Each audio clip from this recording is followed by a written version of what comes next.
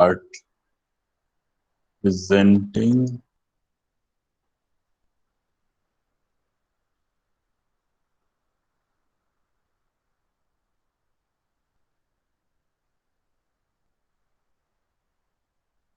Okay. So I have one question for you, because I can see, I'm not too sure how many of you have registered for the course. Because when I open Shiksha, what I see merely 14 or 15 persons have actually enrolled. But then, of course, I see more number of people attending in the class, also submitting assignment. So, what exactly is happening? I did not see much of third year joining the course. Are you facing any trouble in enrolling, or what is it? Can you please tell me, one of you?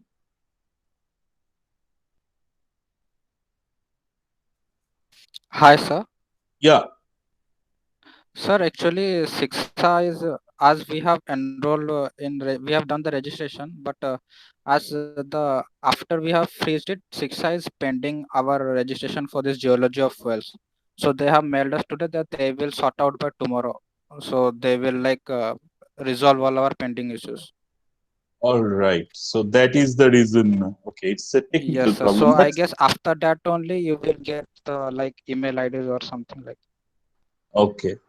So I actually I'm sending all the meeting invites and everything to a group of email that was sent to me by one of your classmates. I forgot his name. Yes, sir. Om. Oh, Om. yeah, yeah, right. Oh, so I hope every one of you is getting the meeting invites and everything. If Yes, not, sir. We are please make getting sure that every one of you actually, I mean, please circulate amongst, if anyone is missing out, okay? Because I don't okay, have sir. the full email list. All Yes, sir. right. Okay. So let's then begin. And every one of you have submitted your first assignment. Is there anyone who have not? Can tell me now. Is there anyone who have not submitted?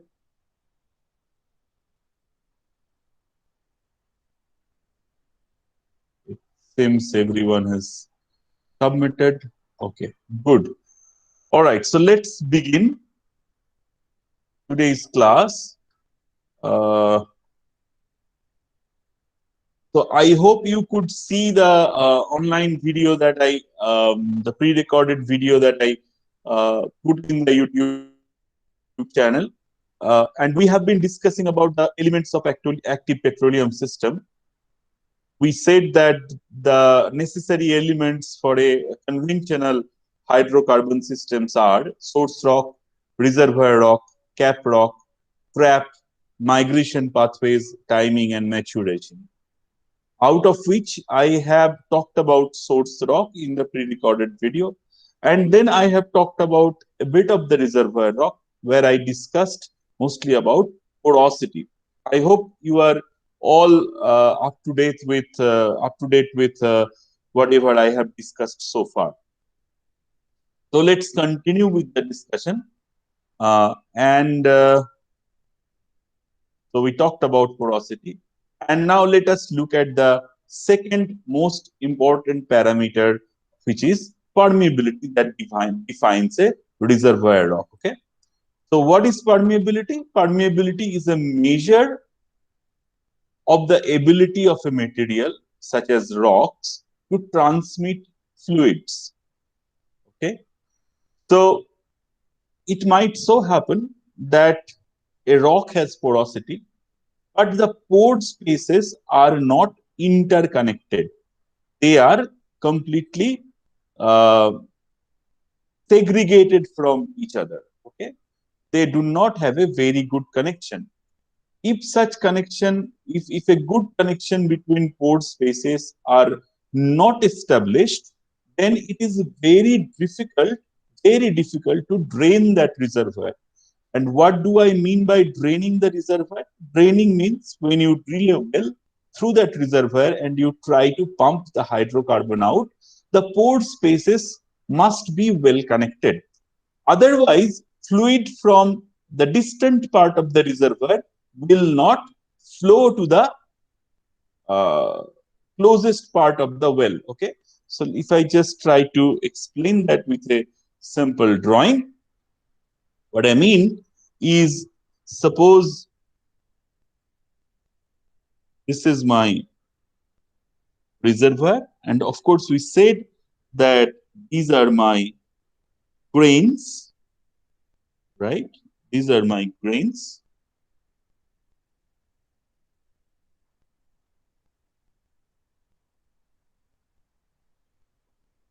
Okay.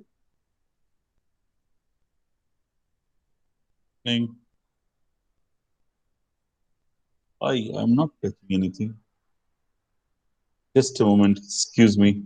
Something is wrong with this thing. I hope this will work better now. I'm not even touching, but still it's writing. For a moment. Don't understand this.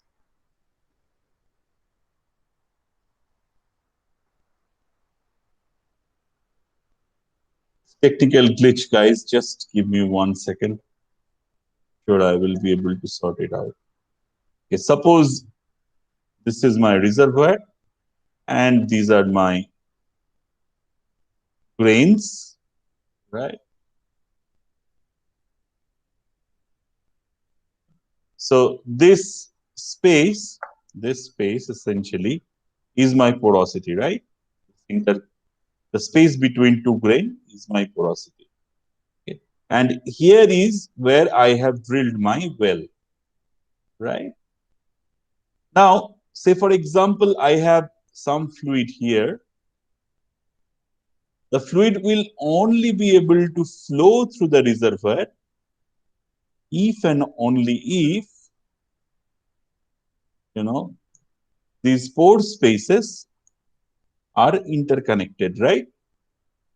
So the measure of the connectedness of these pore spaces is called permeability. Okay? So permeability is a measure of the ability of a material such as rocks to transmit fluid. And permeability is generally expressed with this very simple equation where K is permeability is equals to eta mu delta x by delta p. Okay, say for example, I have a block of rock and there is a pressure difference of delta p, which is essentially is equals to p1 minus p2. So in one part of the rock, pressure of the fluid is p1, and in the other part of the rock, pressure of the fluid is p2. Then delta p is equals to p2 minus p1 minus p2. P1 must be higher than p2, and delta x is the length, and mu is the dynamic viscosity. In that case, permeability is expressed as with this particular formula. Okay, so you can see permeability is inversely proportional to the pressure difference, is directly proportional to the um, uh, to the segment length, right? Okay. So now permeability can essentially be divided into two types of permeability. One we can call it as matrix permeability. The other one we call as fracture permeability. In together we call them as dual permeability. Okay, dual permeability. Now, what do I mean by dual permeability? As we have discussed about the primary porosity and secondary porosity, you remember. So primary porosity is the porosity caused by the grains itself. Okay, uh, that is due to the deposition of the system. Okay, deposition of the rock. Similarly, matrix permeability is developed uh, by interconnecting such primary porosities. Okay, if my primary porosities are interconnected, that permeability we call it as, like I have drawn it here, the the these are my grains, of course. Okay? And then if they are If they are connected, we call them as this is my uh, matrix permeability, because this is the matrix of the rock. This is the matrix of the rock. So this is my matrix permeability. Now, of course, if this rock has fractures, okay, this rock has fractures, which will not only provide secondary porosity, okay, this will also provide me fracture permeability to the system. Okay, so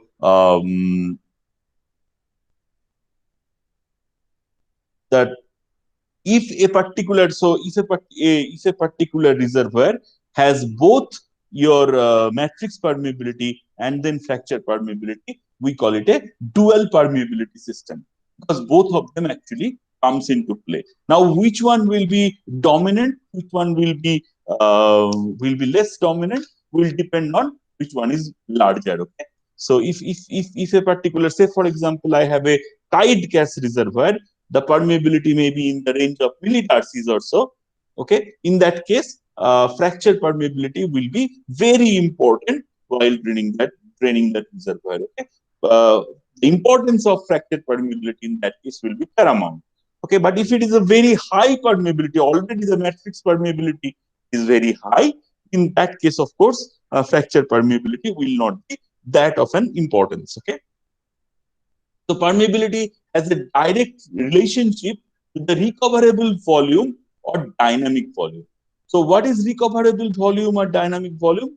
Recoverable volume or dynamic volume is, say for example, a particular reservoir has say 30 TCF of oil or gas. Okay? So TCF we are saying, so it is gas, right? So say for example, a reservoir has 30 TCF of gas. But now you will not be able to drain out as many as wells you can drill. You will not be able to drain out all the gas out of that particular reservoir, right? So there will be some gases left in that reservoir. You will not be able to drain it out. So how much you can recover out of that reservoir is directly dependent on the permeability of the reservoir. Okay? If the permeability is high, we will be able to actually take out uh, way more hydrocarbon out of the system. If the permeability is low, the amount of recovery will be less as well. Okay? And often permeability is induced by fracking, okay, and chemical treatment. So let me just try that once more. I'm having a little bit of trouble with this whiteboard. Even if I'm not writing on it, it's making marks. So let me give it another try. See, should not. So why is it happening? Let me try some other part of the paper.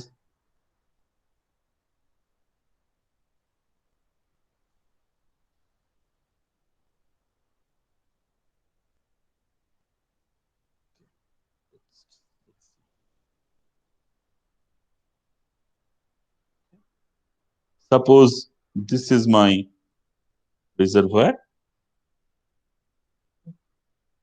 and these are my grains. And then, of course, say it has 100 TCF of gas. Of This is not writing well, isn't it? My apologies, guys. I don't know what is happening with this. It used to work very fine, but something is wrong. See, even if I'm not touching the board, it starts to write.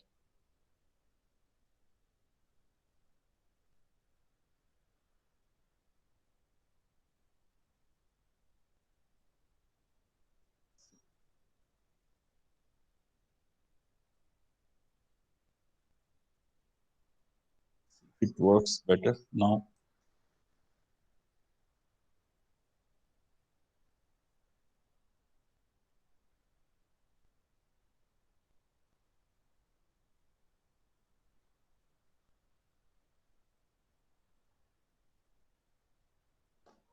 Give me one moment, because it's difficult to explain otherwise. Sir, disconnect and connect again. Disconnect and connect what? The Microsoft whiteboard, you mean? Yes, sir. Okay, let me try.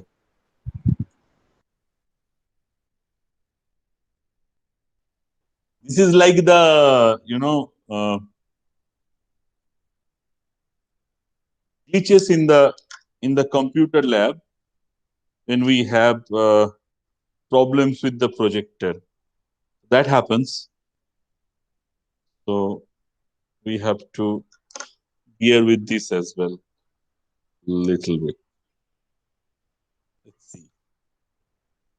Hopefully.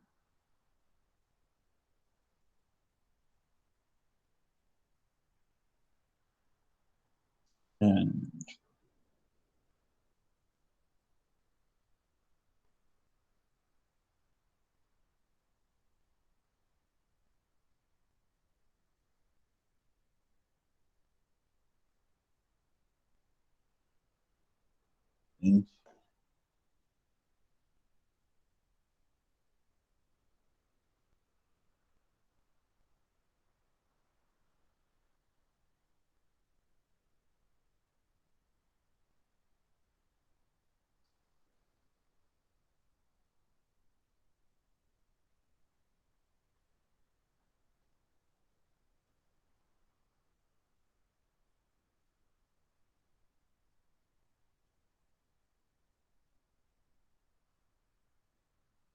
no, the problem seems to persist.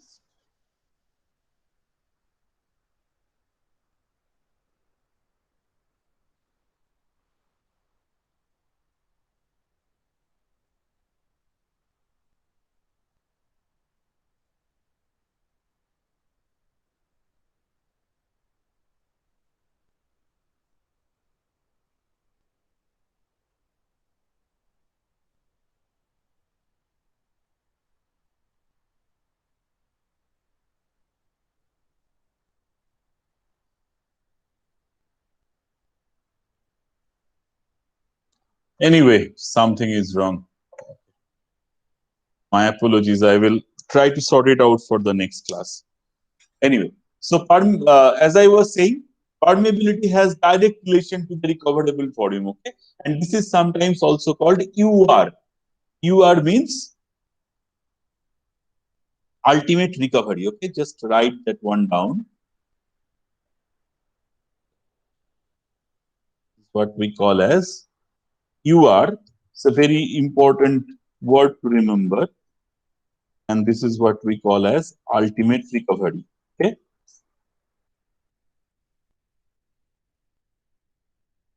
Ultimate recovery means, and this is expressed in percentage. Okay.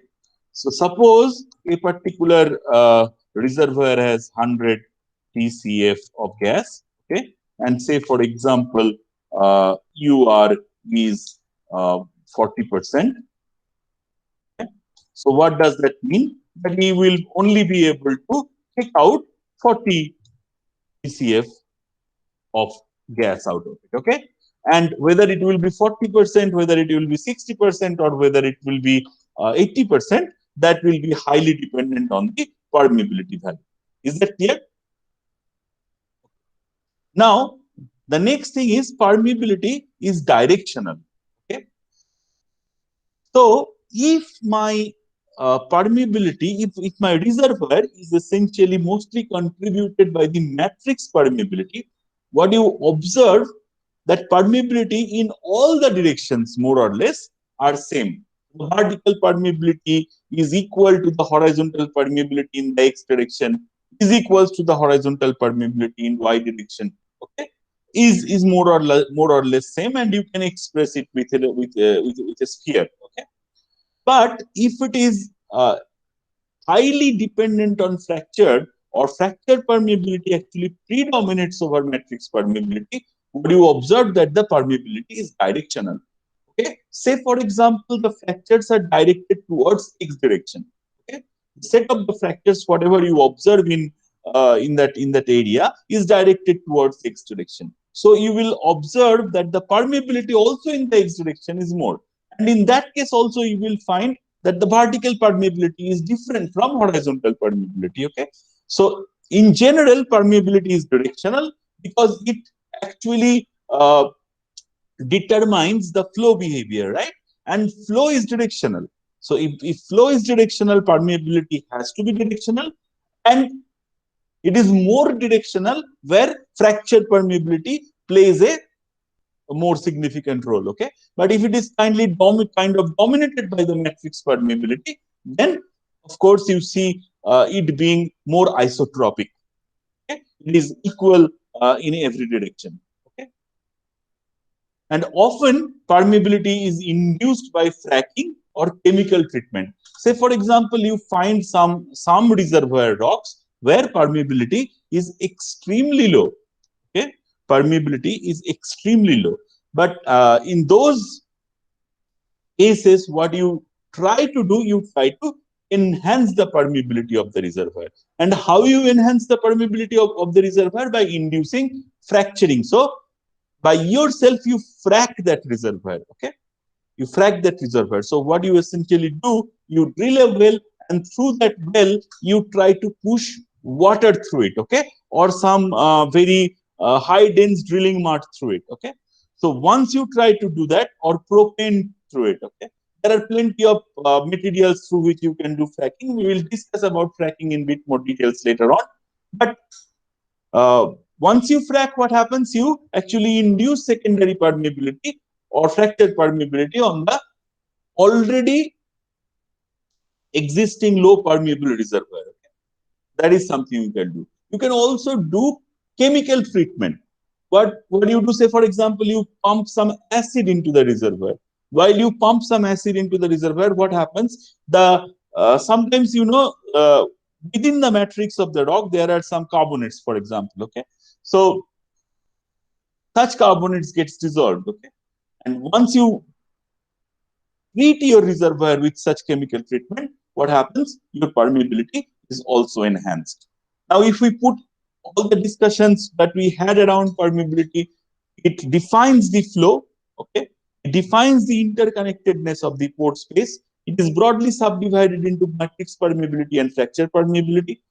And permeability directly influences UR, or ultimate recovery, which is expressed in percentage. Higher the permeability means higher the recovery from the reservoir. Permeability is directional. Okay, so what does that mean? That of course, if it is dependent mostly on fracture permeability, then there will the directions at which my fractures are, the permeability will be higher in that particular direction. Also, the vertical permeability will be different from horizontal permeability, and often permeability is induced in the reservoir by means of fracking or chemical treatment. So, because I'm not able to use this whiteboard, I'm not too sure if I could explain everything properly. Can anyone tell me if you have understood everything about permeability? Because it's such an important topic. I don't want you to go home not getting it clear. So please ask if you have any question quickly. Then I will move ahead. Otherwise, anyone having any question about permeability which was not clear?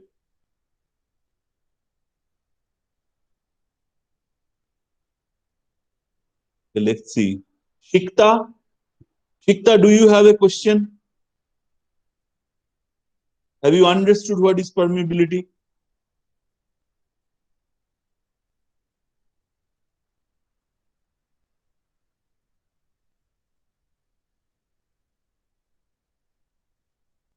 Okay, excellent. Let me see, check with another person, then we will move ahead. Okay, Gokul Uday Kumar, are you clear with what we talked about permeability?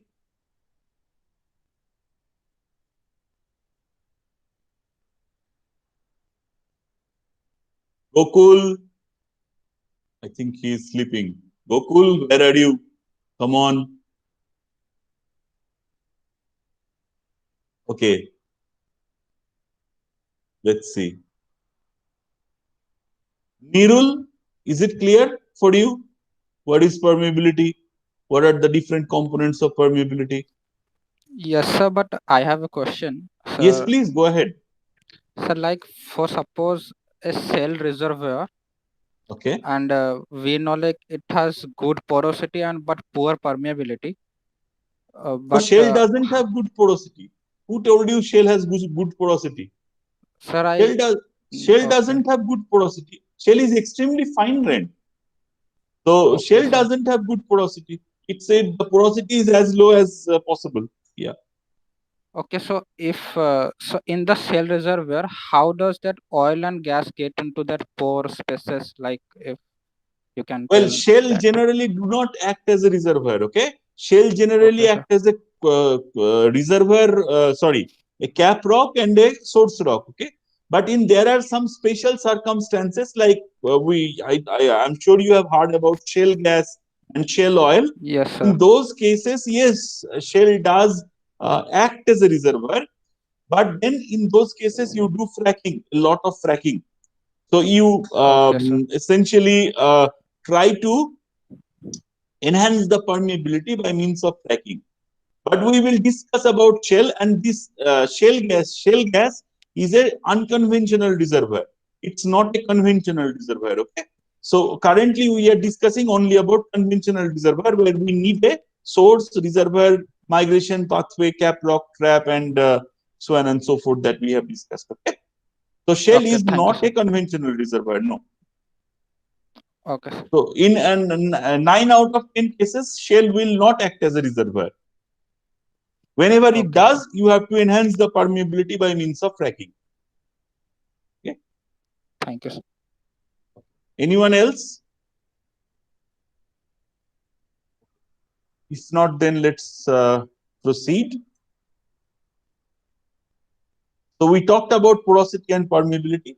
Now the third important parameter that we need to calculate in a reservoir rock is called net to gross. Okay. So let us try to understand what is net to gross. Okay. Now, say for example, this is a piece of rock. Okay. This is a piece of rock. Okay. So this is, so you have drilled the well, and then say for example, you have taken a core out of the well. So it's piece of a cylinder of cylindrical rock that you have taken out from the drilling site. Okay. So you have drilled the well and you have taken out this cylinder, and you are observing your reservoir. And what you are seeing, that you are seeing that very top part, I have a continuous shell. Then my sandstone starts, and after a while, my sandstone ends.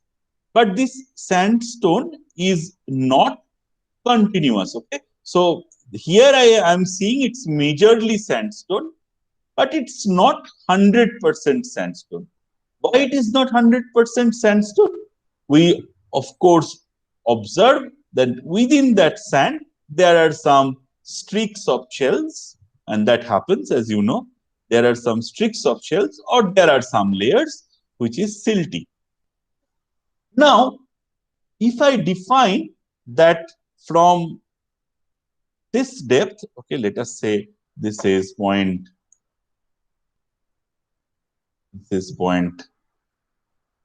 X.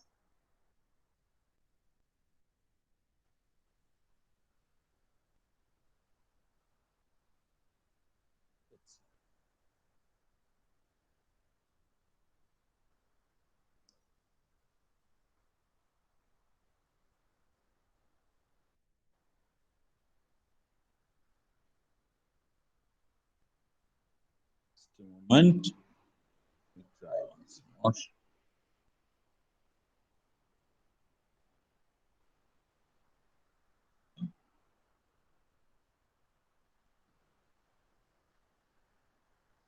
Suppose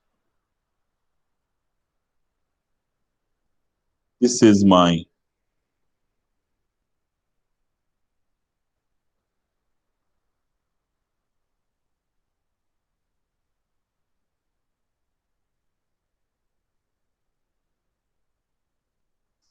let me just try once more that whiteboard. Okay, It's very difficult if I can't draw stuff to teach.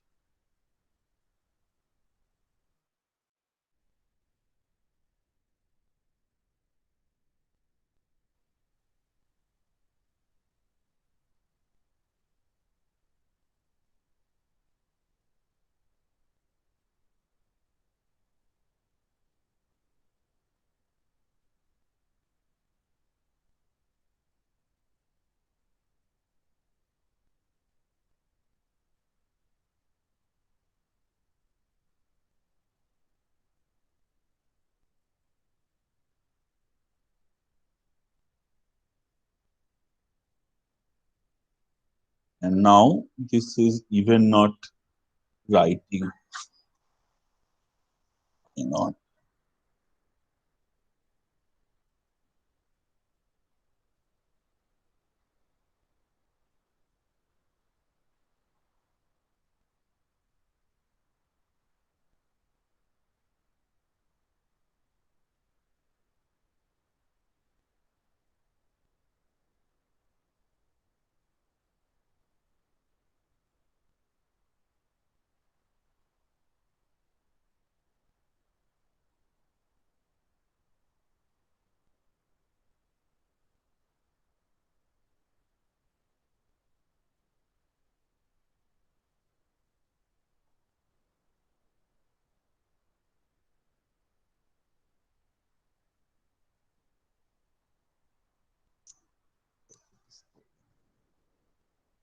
Anyway, I give up. Okay. So suppose this is my total reservoir. Okay. This is my total sandstone unit. But this sandstone unit is kind of interrupted by different shell and silty layer, shelly and silty layer. Okay. Now suppose I take this total thickness, and we call it as gross thickness of the reservoir. Okay, gross thickness of the reservoir. Okay, and say that is around 10 meters. So I have a mixed reservoir unit which is of around 10 meter thickness, and we call that 10 meter as the gross thickness. And now what I ask you to do is to say, for example, to count the places where I have 100% sandstone. There is no silt. Okay, there is only 100% sandstone. Okay, so you count those those units, and then you say, sir, I have around 8 meters of good sand, and rest is non-reservoir quality rock units. Okay, so within that reservoir, I have around, within the reservoir of 10 meters, I have 8 meters of things which will actually pay me, which will actually contribute to the reservoir potential of that rock unit. So 8 by 10, and that thickness we will call it as net thickness. Okay, and net to gross means if I divide net thickness by gross thickness, and this is also expressed by your percentage. Okay, this is also expressed by percentage, and we call net to gross is equals to that net thickness by the gross thickness. Okay, say for example, the example that I gave you, it had around 8 meters of sand that could actually be used as reservoir. So the net to gross of that reservoir will be 8 by 10 is around 80%. Right? And then there is another parameter that you calculate from net to gross, which we call as V shell, or the volume of shell in that particular reservoir. And V shell is equals to 1 minus net to gross. Say, for example, if I have 80% of 80% net to gross or 0.8 net to gross, then we will say that I have 20% V shell or 0.2 V shell. Okay, is that clear? So net thickness is the thickness of the total sand unit in that rock, and then the gross thickness is the total thickness, and then we calculate net to gross by dividing the net thickness by gross thickness, and V shell or volume of shell is equals to 1 minus net to gross. Okay? And there is a way by which, so now, for example, the thing that we talked about, you take out a piece of rock from the underground, and that is what we call as a core. Okay. Now, it is not always economic to take out core from the underground. Okay. And to compensate for that, we actually run some geophysical well logs.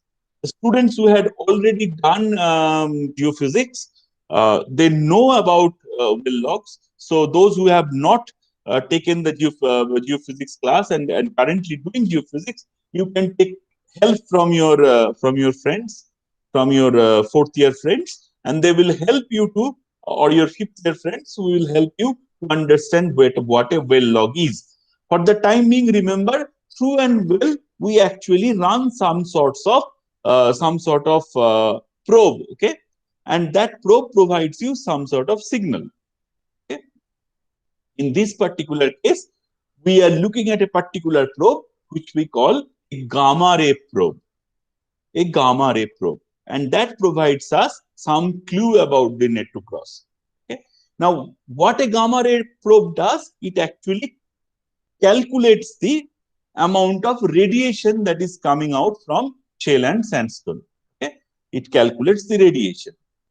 Now, what happens if you take a close look to a shell, you will find there are a lot of mica minerals in shell. Right? There are a lot of mica minerals, and micas means muscovite and biotite. And it means in its cation state, it has potassium into it. Okay? And whenever there is potassium into it, and you know potassium has its radioactive isotopes. Okay? So the total radiation coming out of shell is more than what comes out of sand, because sandstone. Okay, we will often refer sandstone as sand in petroleum geology. Okay, because that's how people talk in industry. So sandstone, if I say sand, don't think that I'm talking about loose sand. I'm talking about sandstone. Okay, so now sandstone virtually has lower radioactivity. Why? Because it only contains silica, SiO2, and it doesn't have any mica into it. Okay. Now, but don't think that if you touch a piece of shell and if you hold it for a while, that it will harm you. Okay? So the radioactivity is not that strong. Radioactivity is mild, but it can be detected with the help of this special gamma ray probe. Now, if you look at this, so this is the amount of gamma ray radiation. Yeah. Some normalized gamma ray radiation against depth. Okay? And you see at some places it is very high, like very close to 150. And few cases it's fairly low. It's around 20, 25, right? So by looking at this picture, can someone tell me, you have to unmute and tell me, but those who know, please don't talk about it. Just the ones who have not done any course on logging, they can tell me, where do you think I will find shell? Is it at the higher reading level or at the lower reading level? Whether I will find here shell or whether I will find shell here. Can anyone tell me? Just by the principle that I explained, where would I find shell?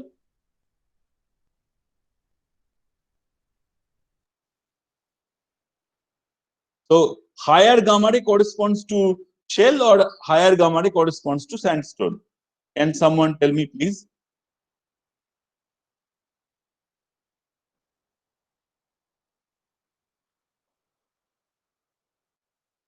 Last. Suraj, can you tell me whether high gamma ray corresponds to shell or high gamma ray corresponds to sandstone? Suraj, where is Suraj? Suraj Meena, tell me.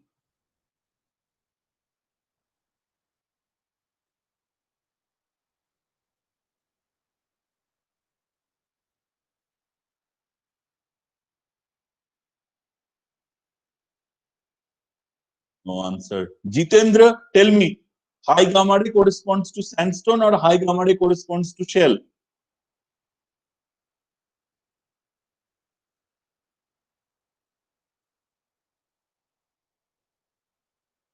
No answer.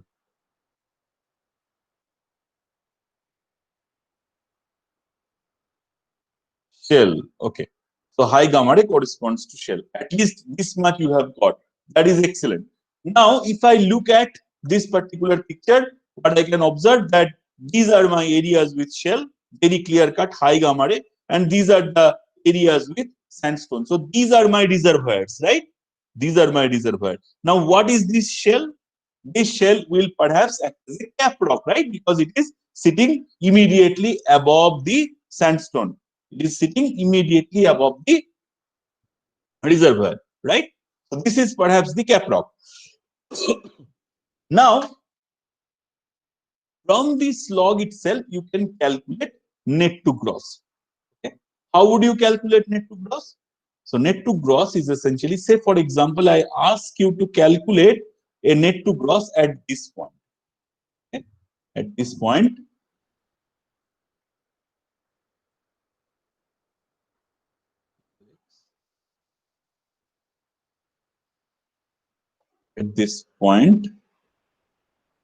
P. Okay. At this point P, I ask you to calculate the net to gross. How do you do it? You will do two things. One is you will draw a line through the minimum value of the gamma ray signal. Okay, through the minimum value of the gamma ray signal, as you can see here, which is demarcated by the purple line, and you read the value here. So gamma ray minimum is around 18. Okay, you read the value here. Gamma ray minimum is 18. So what we will say that the fresh sandstone, the 100% sandstone in this particular log corresponds to a gamma ray value of 18. Okay. And similarly, I will mark another line which goes through the maximum value of gamma ray. And you can see here it is around 150.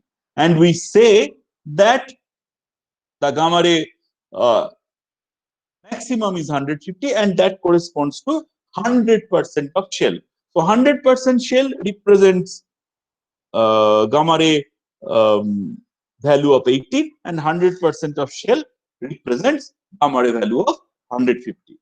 100% sandstone represents gamma ray value of 18, and 100% shell represents gamma ray value of 150. So if I give you any point by simple unitary method, you can actually calculate the V shell. Okay, so V shell is equals to gamma ray log. So that means if I ask you to calculate the V shell value at this point, at this green point, what I will do, I will read the value of the gamma ray at this point, which is around 85, say for example, or at point P, which is also around 85, as you can see. Okay, 85 minus gamma ray minimum, which is 18, divided by gamma ray maximum, which is 150, minus gamma ray minimum, which is 18. Okay, and that gives me V shell value of 51%. So if V shell value is 51%, that means net to gross is equals to, give me the answer. What will be the net to gross? If V shell is 51, then what is net to gross? Shivangi, tell me what is net to gross then? If V shell is 51%, what is net to gross?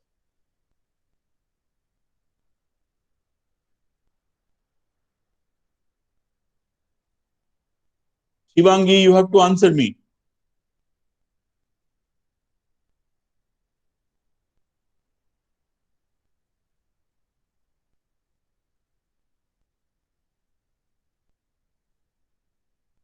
Come on.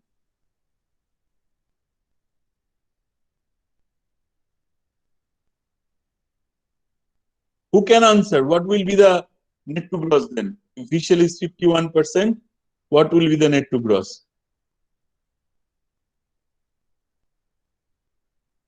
41%. 49%. Excellent. Yeah, but I wanted answers from third year, but yeah. Okay, 49% because net to gross is equals to 1 minus V shell. Right? Shivangi, is it clear for you? At least say yes. 1 minus V shell is net to gross. You are not responding. Jitendra, is it clear for you? How have we calculated V shell? How have we calculated net to gross? Anyone? Yes, it is clear for you. Let's see. Vishal, is it clear for you? Vishal Nadeda, is it clear for you? How have we calculated? What is the actual meaning of net to gross? That's what I explained. Come on, guys. That's what I explained. That, say, for example, this is my total sandstone. This is the total reservoir thickness, right? So that is what we call as gross thickness. And net thickness is the amount of sandstone present in that reservoir. Okay. So the total amount of sandstone present in the reservoir divided by the total reservoir thickness is called net to gross, because the full reservoir is not 100% sandstone. Okay, because in nature you don't find such ideal situation where everything will be sandstone. Some part of it sand, some part of it is very nice, well sorted, well rounded, beautiful porosity, beautiful permeability sandstone. But some places it is silty. Okay, so if it is silty, that means the reservoir quality is degraded. And how would we determine whether that is a good quality reservoir or whether it is a bad quality reservoir? We will express it in terms of net to gross. So how much net is present in that total gross thickness? How much good quality sandstone is present in that total reservoir? Okay, and that's how first we calculate V shell, and 1 minus V shell is equals to net to gross. Is it clear? You did not get it properly. Jadav, Krishna, is it clear now with you? Okay. Is the process from gamma ray log, how we calculate net to gross, is clear?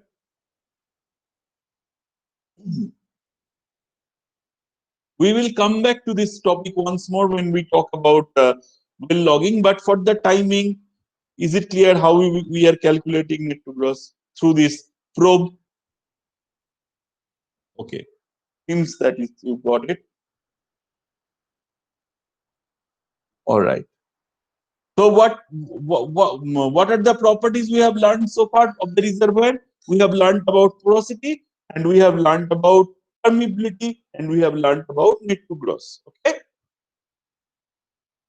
Now the next important parameter that we have to learn is called hydrocarbon saturation.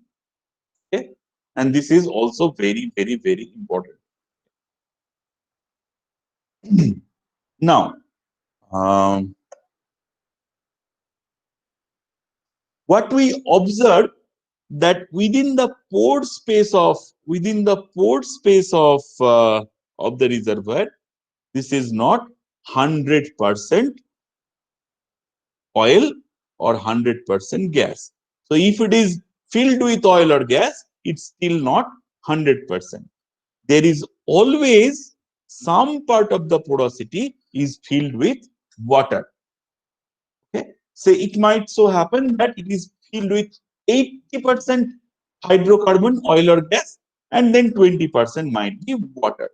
In that case, we express two terms. One we call as SH, S capital H. S capital H means saturation of hydrocarbon. But the more commonly used term is SW, what we call as water saturation. Okay, how much water is present within that reservoir? Okay, now if we look at this particular picture, I will put that one down again. What you observe here, say these are my grains of a reservoir, and then say for example this is my pore space. Okay, say this pore space, this white stuff, whatever is there, is my oil or gas, hydrocarbon. But then you see between these two grains, there are some black patches, right? And these black patches are water. Okay. but it eats up the space of the porosity. So this porous space is not 100% hydrocarbon. Okay. So suppose this black stuff, whatever you see here, is around 20%, and that is what we call as water saturation, SW. So hydrocarbon saturation is 1 minus SW. Hydrocarbon saturation is 1 minus SW. We will come back to this slide again. We'll blow it up. So hydrocarbon saturation is 1 minus SW. And how do we calculate hydrocarbon saturation? Like we have been putting some gamma ray probe, we can calculate hydrocarbon saturation from a particular type of probe, which we call as resistivity log. Okay, resistivity log.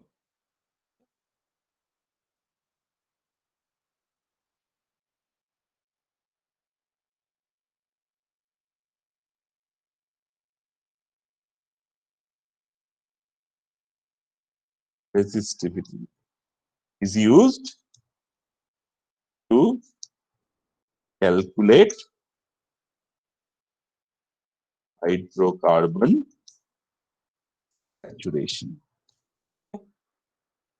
I will not explain about the actual calculations by which you calculate hydrocarbon saturation, but I will briefly talk about the basics, okay, the physics behind it.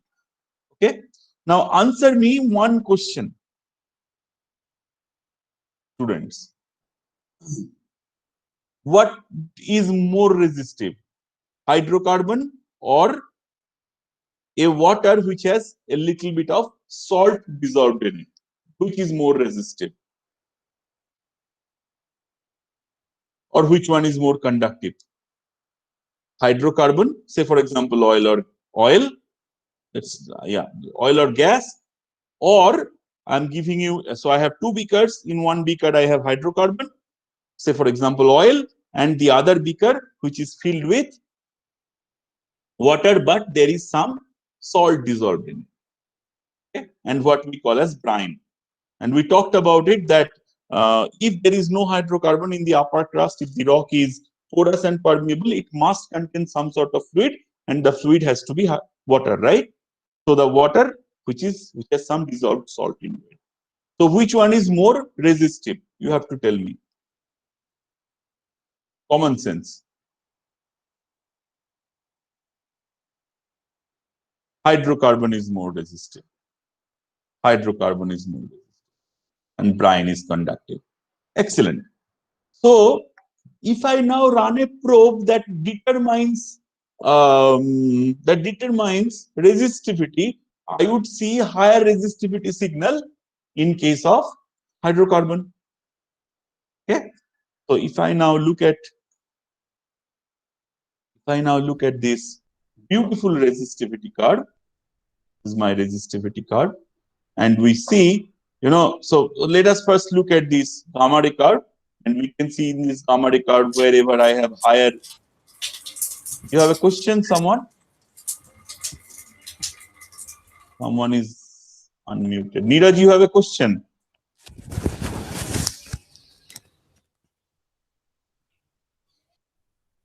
I think it's by mistake. Okay. So you can let us first look at the gamma ray log. You can see here in that gamma ray log, here I have higher gamma ray values. So higher gamma ray values means this is shell. Okay. And then all on a sudden the gamma ray value decreases. That means this is sandstone. Within that sandstone, I see a part of it, the top part of it, is actually having higher resistivity. And the lower part of it is actually having less resistivity. And that is essentially depicted by this picture. I make it bigger. So if I run this probe, what I will see, above this point, I have more hydrocarbon, gas or oil. Hence, I see a higher resistivity. And after this point, after this depth, I see the resistivity being dropped, and hence I am observing, and hence I interpret that this is water. So within this reservoir, within this porosity, at the top part I have mostly hydrocarbon, and in the bottom part I have mostly water. And remember, I am using the word mostly. Why I am using the word mostly? Because of the picture that I have just explained, that if I see such reservoir, of course, it's not always 100% water or 100% oil or gas. Here I have majority, 80% is hydrocarbon, but then there are some places where there is water. Okay. Now, this particular depth where oil or gas changes to water is very important. And this is what we call as hydrocarbon contact. Okay? This is what we call as hydrocarbon contact. If I observe oil and water contact, we call it a OWC.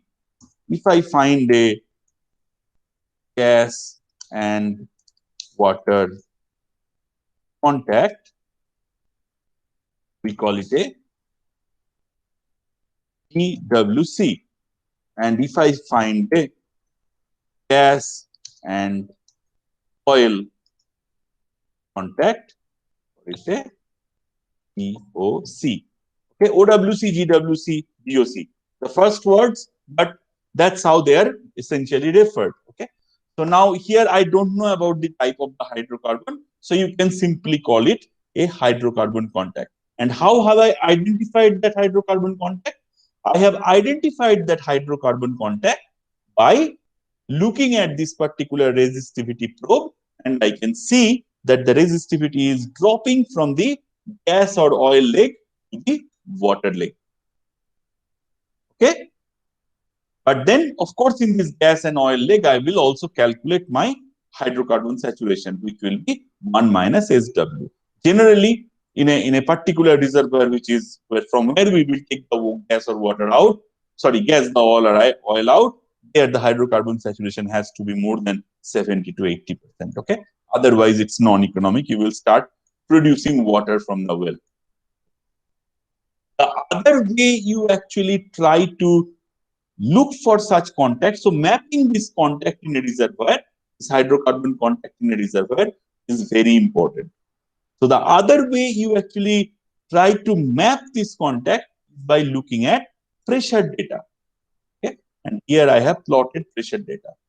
Okay? So what you are observing here, this is depth and this is pressure. Okay? So in the y-axis, towards down, the depth is increasing, and if I am moving along the x-axis, the pressure is increasing, and the pressure is the measured fluid pressure. Okay? So what I have done, I have gone inside the well and at different parts of the reservoir, at different parts of the reservoir. So I have drilled this well.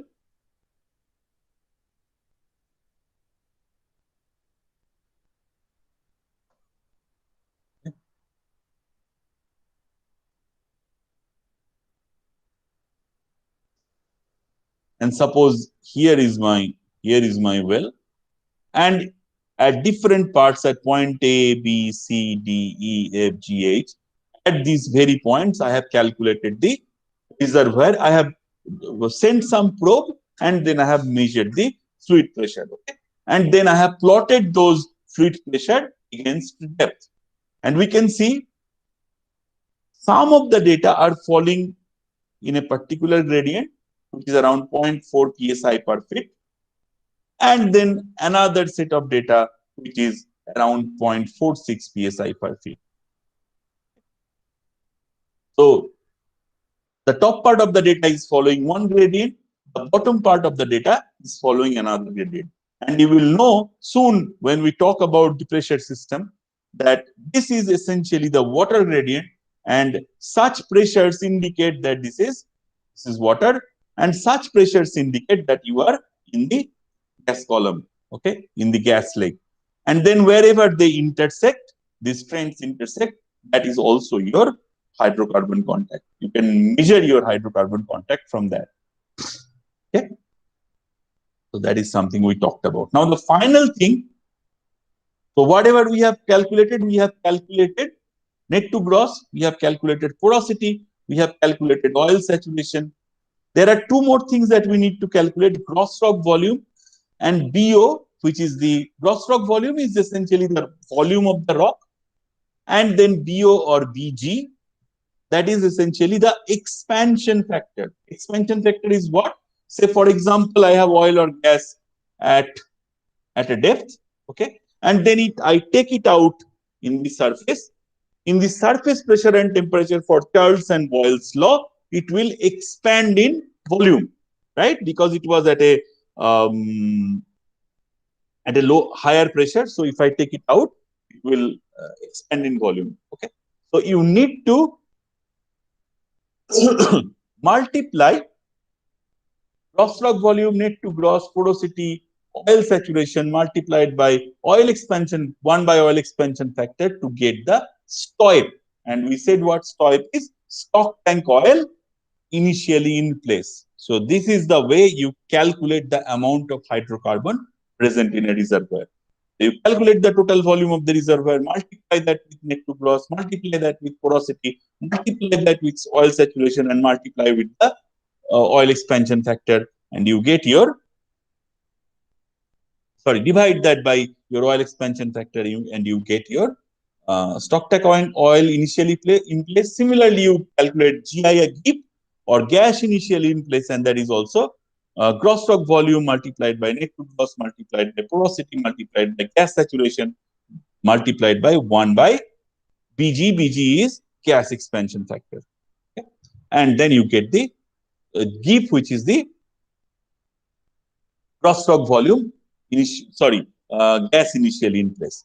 Now, recoverable oil, we explained that ultimate recovery, okay, the amount of oil or gas that you will be able to produce because of the permeability.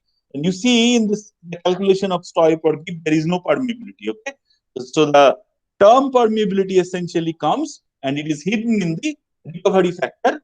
Recovery factor is essentially provides you the ultimate recovery. So recoverable oil means the ultimate recovery, STOIP multiplied by the recovery factor, and where your permeability is hidden. Similarly, recoverable gas is equals to GIF multiplied by recovery factor. Okay. So I will stop it here, but then let me see if you have any question. Anything you did not understand in terms of calculation of hydrocarbon, oil and gas volume, because there will be questions from it in a quiz which will be pretty soon. Ask me anything you did not understand.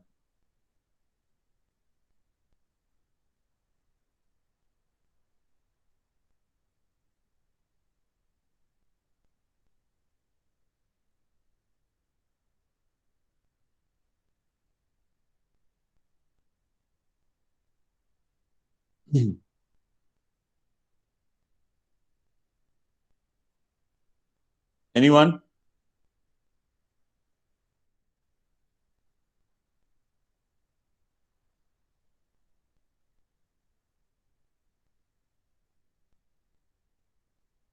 Okay. Of course, so you can start reading your book on, I think you have got Shelley's book now, and all these reservoir parameters, source rock parameters, and your calculation of hydrocarbon, STOIP, GIF, and everything is very well explained there. Okay. So it's important that you use the lectures that I am giving as a guide, as a helping hand to read your books. You have to read your books. If you don't read your books, you will not be able to answer the questions. Okay, that's very much given. So you have to read your books, and it's very nicely written in Shelley's book. Please use the lectures that I have already talked about as a helping hand, And then if you got a question, please get back to me. We will see you. I will see you again tomorrow. And today I will upload this lecture that I have just finished. Okay. If you have a question, you can drop me an email. I'll be happy to answer. All right. If there are no questions, then I will stop it here and see you tomorrow. Bye.